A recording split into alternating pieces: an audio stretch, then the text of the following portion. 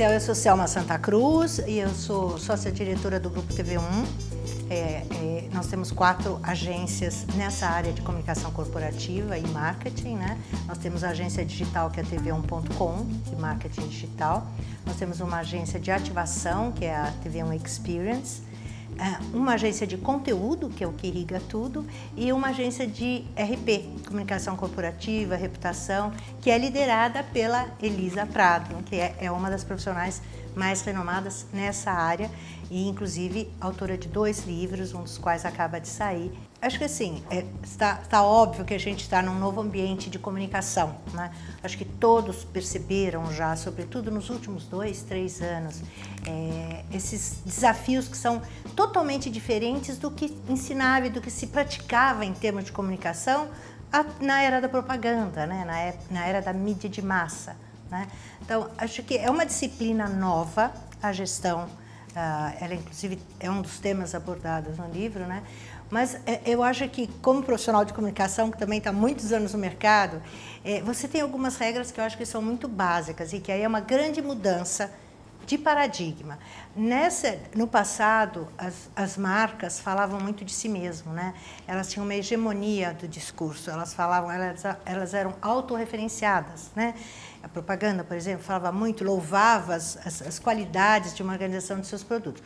Hoje a gente está migrando para uma outra lógica, uma outra perspectiva que inverte essa lógica. Quer dizer, o que tem que pautar é sempre a perspectiva do seu público, dos seus públicos, né?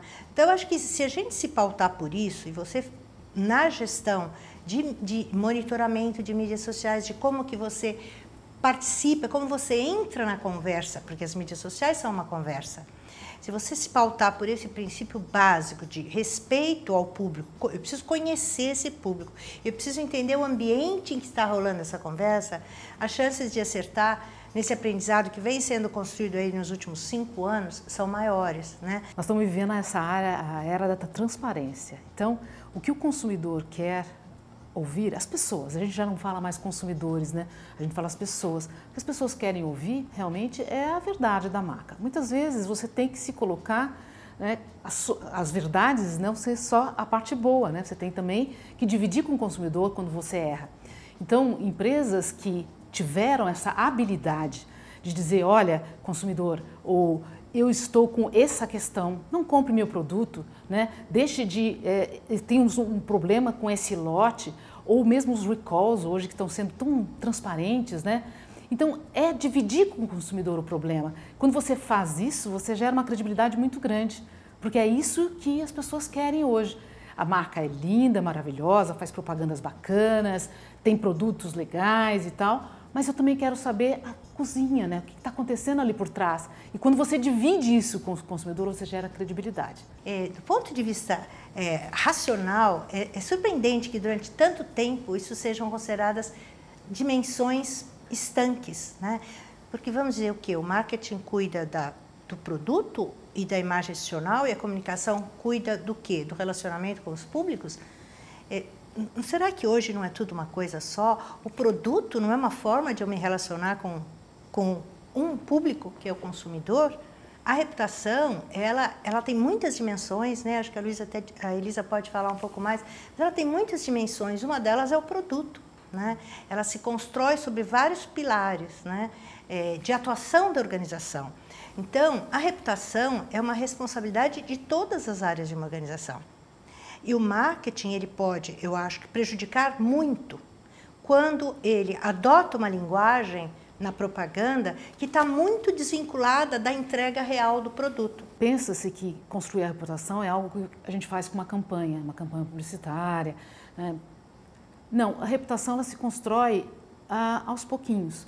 Ela é construída ao longo do tempo. É como se fosse uma história, né, que você tem a contar. Então, muitas vezes as pessoas perguntam qual é a diferença entre imagem e reputação, né? Existe a reputação é realmente a sua história, a história que um produto, uma empresa conta de si mesma e esse relacionamento que ela tem com seus públicos.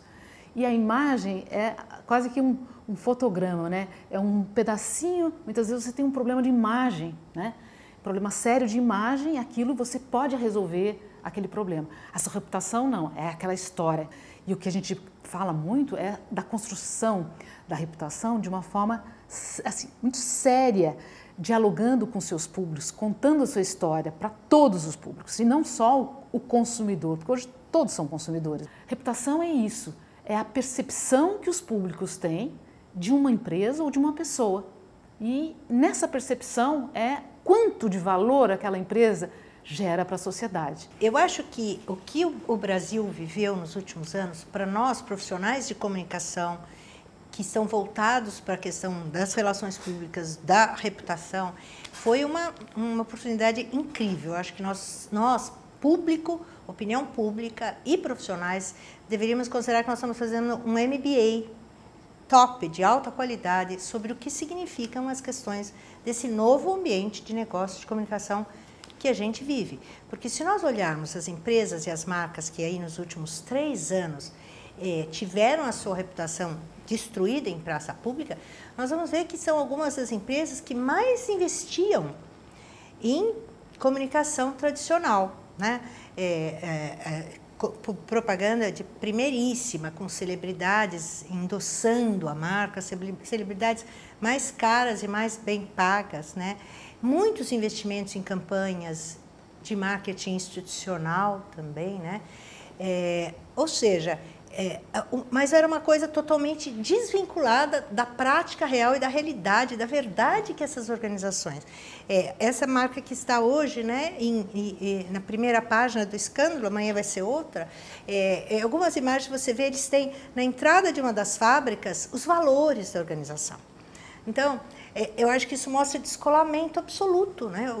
Que adianta você pôr valores nas paredes ou na propaganda ou na sua comunicação, quando a sua cozinha é totalmente desconectada e desalinhada. Você não pode acreditar que você vai continuar enganando as pessoas apenas com um discurso autoelogioso. Você tem que organizar, você tem que se realinhar totalmente. Essa é a nova demanda da sociedade, por empresas mais éticas, transparentes, né? Uma empresa hoje, ela não é mais vista como algo isolado, que tem o direito apenas do dever de produzir e oferir lucro. Há uma noção de que as empresas são entidades sociais, que elas estão no meio da sociedade, elas usam as pessoas, né? Então, há uma cobrança muito maior, né? E as empresas vão ter que se realinhar, elas vão ter que se reinventar completamente. E eu acho que um bom caminho para começar é olhando para os seus relacionamentos. Para construir a reputação de uma empresa, leva-se muitos anos. Como eu digo, leva uma vida. Para se destruir, levam segundos. Warren Buffett dizia que levavam 5 minutos, mas isso era uma outra época, era a época que a gente falava por meio só dos jornais, do offline, né? Hoje, no online, você leva segundos. Uma pessoa comum que entra num site e coloca uma situação de uma empresa, ela pode vir sim a destruir aquela reputação. Às vezes para o bem, às vezes para o mal. Porque nós estamos na era das verdades, né? Ou das inverdades, ou da pós-verdade. E o que acontece é que uma pessoa pode construir ou destruir também a reputação de uma empresa. Então, isso é essencial entender que a reputação está na palma da mão ou nas pontas dos dedos das pessoas. Mas quando você tem um problema, e esse problema é um problema grande que afeta e tem alto impacto e afeta toda a população, dizem os especialistas que leva-se 2 anos para você voltar a se comunicar, a ter credibilidade junto ao consumidor. Tive exemplos de produtos, né, que passaram por problemas sérios, e que tem uma queda de vendas imediatamente. Mas dependendo como a marca se relaciona com o consumidor, ela volta, né? Se você se relaciona com verdade, com credibilidade, você volta a ser consumido. Crise e oportunidade, elas estão quase que do mesmo lado. Você pode aproveitar a crise para se relacionar melhor com o seu consumidor. Então, o importante é, empresas olham para a crise como um grande problema, não sabem como sair, não sabem como se relacionar, e geram um problema maior. Vão gerar um problema de reputação seríssimo. Vão levar 2, 3 anos para construir. Mas existem empresas que olham na crise uma grande oportunidade, aquela oportunidade para estreitar o seu relacionamento com o seu público, com os seus consumidores. Aí é que é o grande segredo. Crise pode ser vista como uma grande oportunidade também.